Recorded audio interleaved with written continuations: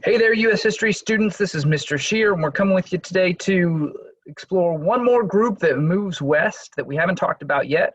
Remember, we started with the Native Americans, and we talked about some groups like some miners and ranchers. And today we're finishing off with our homesteaders, and this is the last lesson in this set about the West. And then we'll be able to move on after this as we go on to industrialization and some other topics. So this is the last one. It will kind of be a little bit of a mini lesson. There'll be a couple stops, a couple opportunities for you to answer some questions in here. And when we're all finished, you should be prepared to begin a quiz over some of the vocabulary from the West. So we'll get right into it today. And again, this one will be a little bit shorter because it's only covering one group from the West. I'm going to share out my screen here so that you can see that. And then we'll get right to it. So, our homesteaders, when we talk about homesteaders, we're talking basically about farmers, those that are going to go out and farm the plains. So I want to start with this today. This is something you've heard before. And for those of you that are virtual learners, I think I'll post a YouTube video so you can listen to this song if you want to listen to it while you're doing this activity as well. It's a classic, Home on the Range, and most of you probably know that song. If you don't, you can, again, listen to the YouTube video. But what I want you to do is, here's the lyrics of one of the original versions from 1910 describing life out there on the range. I'm going to have you look through these lyrics or listen along to those lyrics, and I'm going to ask you a couple questions about that and how that might relate to what is great, or what do they say is so good about going west, or what's so great about the range or the Great Plains. Why would somebody want to go there according to this song? And then after that, we'll come back. Okay. Okay. So what'd you come up with? There's a lot of different answers in here. Some of the things you could have looked at, it talks about the skies are not cloudy all day. So it suggests that maybe there's really good climate, right? It says where seldom is heard a discouraging word. I'm not sure entirely what they mean by that, but probably that everybody out there is pretty friendly, pretty positive, and everything like that. So it's a good place to be.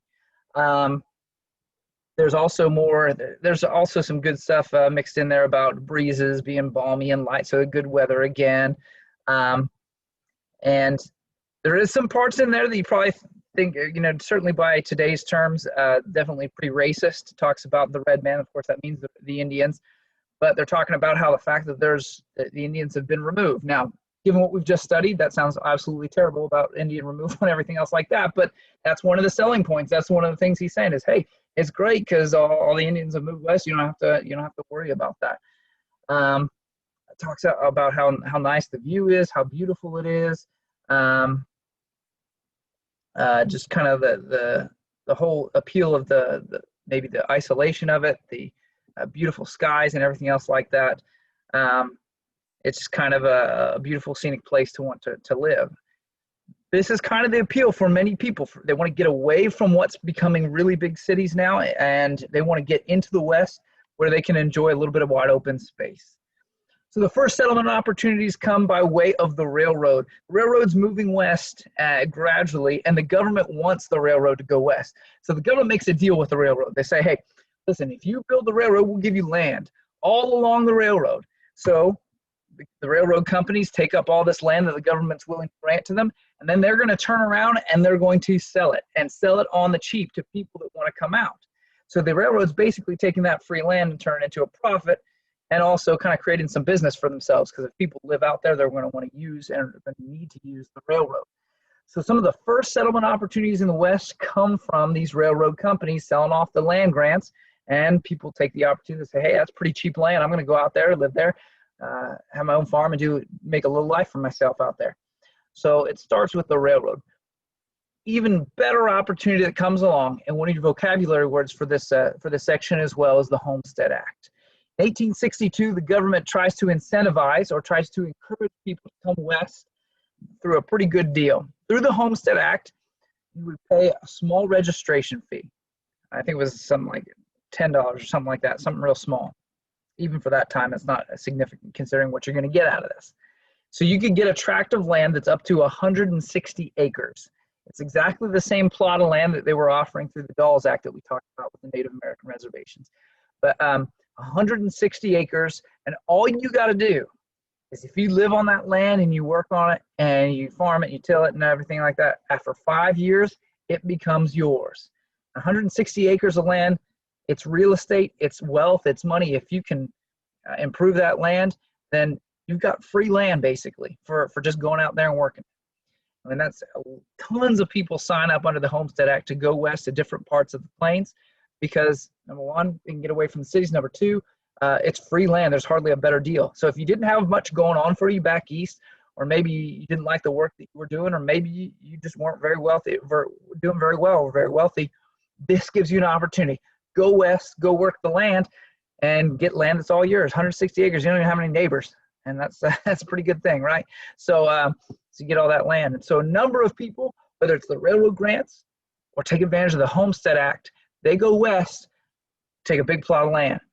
Now, part of the problem is that some of these people don't have a whole heck of a lot of experience farming, and they expect they'll go west. They're like, yeah, how hard can it be? And it turns out that farming in the plains is very, very, very hard.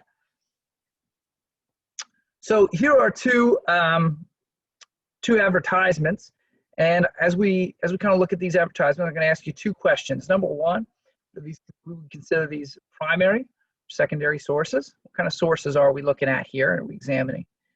The other thing I want you to think about as we look at this, these two advertisements, is why does the government, or why do these states, why do you think they want, or the railroads even in some cases, why do they want people to come west? What do they have to gain from people moving west? So I want you to answer those two questions. We'll take a little pause. Number one, are these primary or secondary sources? And number two, why do people like the government or the railroad companies, why do they want settlers to move west into these lands?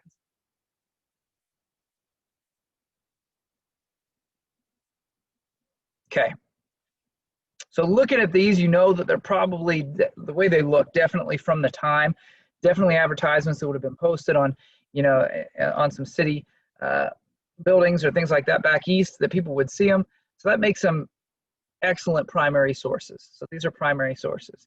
Now, as far as reasons why the railroad companies or why the government might want them to move west, remember, a lot of people still believe in this idea of manifest destiny. You remember that manifest destiny is that the United States is destined to extend from one ocean to the next. And in order for us to do that, you have to be able to move across the West and people all of those areas throughout the West. And so the government has a big interest in that. Also, railroad companies that are building those railroads along there certainly want people to farm out there, because if they farm out in the middle of the plains of Iowa or Nebraska, they're going to need to sell their crops somewhere. If they're going to need to sell their crops somewhere, like in the city in the east, they're going to need to use the railroads to send their crops back east. So it's almost like it's creating more business for them and more opportunity for them. And if more business means they can build even more railroads and make even more money. So there's a lot of money for them to be gained in there. There are certainly definitely other answers that you might have come up with there that I think are good reasons why to encourage westward settlement at the time. So moving on, about how difficult it might be, you can kind of get an idea just based on some of the pictures that are shown here that it's not exactly what we would consider to be a life of luxury or anything else like that. But again, this is the trade-off. You want a little bit of freedom, you want a little bit of wide open space, you want a little bit of privacy, then you might be willing to go west and do this. That doesn't mean it's going to be an easy life, and it doesn't mean that you're going to be necessarily wealthy, but that's kind of the trade-off that a lot of people are willing to make. Once people get to the plains, they find that there are some pretty extreme temperatures and a pretty extreme climate. The summers are, as you guys know, out this direction can be pretty stinking hot, and that's true throughout the Great Plains. Hot summers make it difficult to do the work in the heat, but then they also find, and it's sort of the bad side of it too, is in the plains, the winters can get really, really cold, get lots of snow, and can be really devastating. So you get kind of the worst of both worlds there. And so it's not only difficult to live, but it's very difficult to farm in such harsh conditions as well. Out there there's all kinds of dangers without a whole lot of water. Prairie fires are a huge deterrent to living out there. Your field catches fire, there's not a good chance you're going to be able to get that sucker out. Your home, everything you own could go down very quickly, and it spreads very quickly. So there's dangers like that. Even if you do have a good crop, tons of pests and insects that get out there, and like grasshoppers come wipe out a whole year's crop yield in one swoop. There are a lot of biblical type plagues that sweep through the Midwest at different times and just destroy a season's worth of crops in different areas. So you have to deal with all those pests and insects and things like that to try to have a successful farm out there. And then keep in mind, not a lot of trees, not a lot of lumber, which most people back east, that's how they build. That's how they do build their houses and do just about anything else like that they need to build. Without that on the west in the plains, you don't have a whole lot of options. So what you see there in that picture is what they call a soddy. It's a house made out of basically big slabs of or cuts of sod or dirt. And that's probably less than ideal in certain weather conditions. It probably is not very well ventilated or cool, and probably not exactly that warm in the winter either. Not to mention it doesn't look that nice.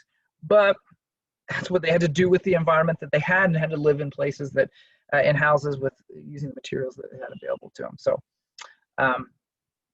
that's kind of part of the deal living on the plains. And kind of in all of this, there's very little water, very little rainfall. That makes growing crops really, really hard. And there are a couple different methods that they're going to have to use. If you know from your vocab, we already talked about dry farming. Is you have to dig deep enough down in the soil to where it's moist, where there's water. And so that means harder work, more machinery that's going to be necessary to do that, and everything else like that. So speaking of machinery, because of this, you can't just farm the plains like you might farm your garden. You need some new tools. And at this time, technology is starting to catch up to allow these plains farmers to have some things that make it a little bit easier for them. So for example, you got this beauty right here. I'm talking about the plow, not the one pushing it, gentlemen. But the invention of the steel plow by John Deere, right? That makes it a little bit easier to till that really hard, dry, arid ground and get through there quicker, because just digging isn't going to do the trick. So a steel plow like that is going to make it hundreds of times faster to get down and plow your field. Specifically, it's a larger group. Remember, think about it, 160 acres. That's a lot of land. Okay? That's a lot of land for a single family to try to till. So something like a steel plow goes a long way to do that. And just look how happy she is just pushing that steel plow right down there. She couldn't be happier to be out there living on the range. So we talked about that that real tough soil that you have to go down a little bit deeper to do the dry farming. So you might need something like a seed drill. Seed drill there, you can tell, is kind of stand on the back of it, pulled by 2 horses or a couple of animals. What it does is it digs really deep down in there into the soil and cuts a trench real deep in the soil so that you can get those seeds down far enough to be able to get the moisture they need to be able to grow.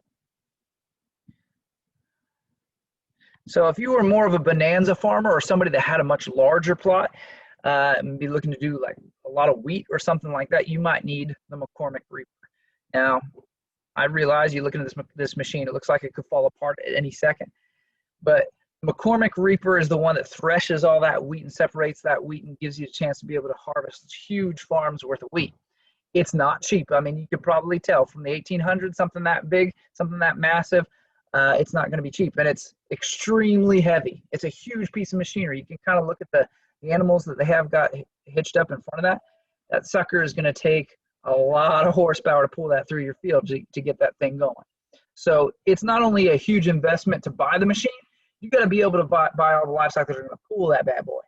So it was a big deal. Maybe that's probably why these people decided to take their family picture with it this year. It's like, you know, sometimes people get pictures with their car or something like that.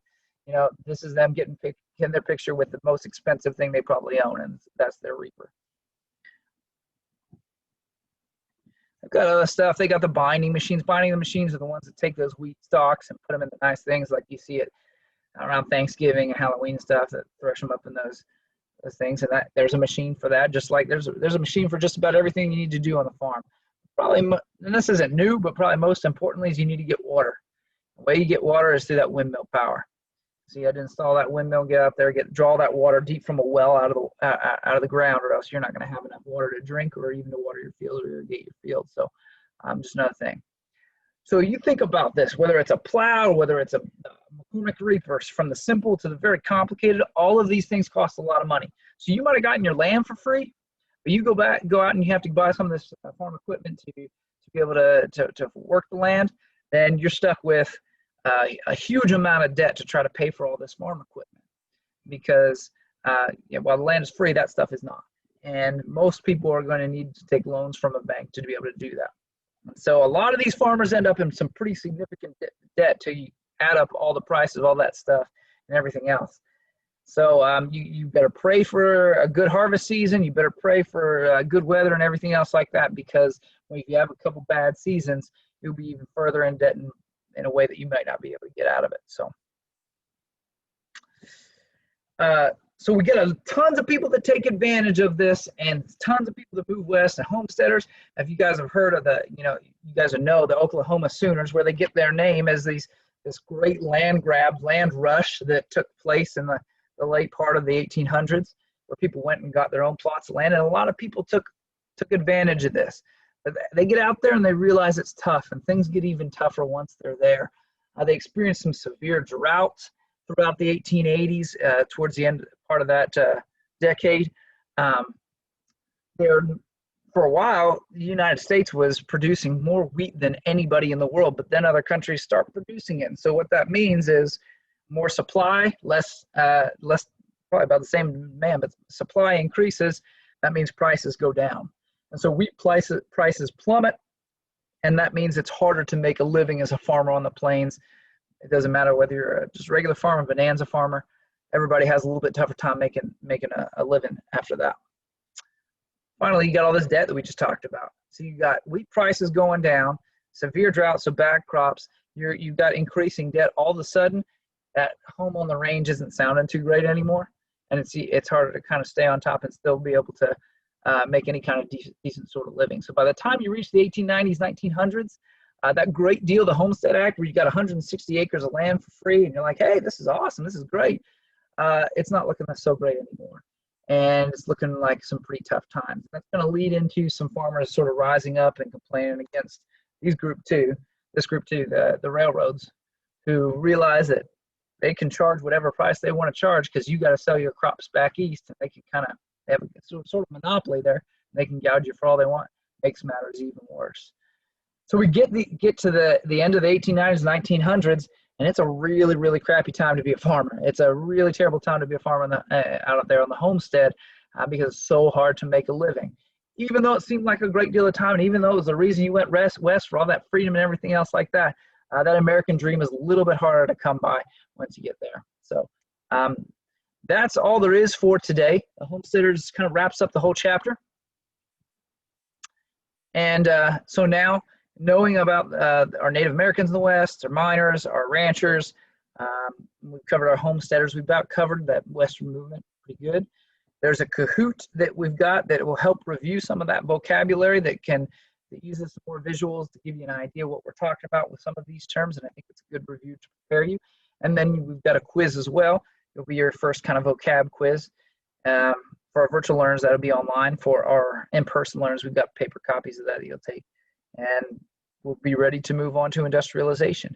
As always, if you have questions, please don't hesitate to email me or message me on the Google Classroom, or however you can get a hold of me. We'll take care of that as soon as we can. So there we are, homesteaders, and then move on to the Kahoot to review, and then the quiz. All right, we'll talk to you a little bit later, and have a great day.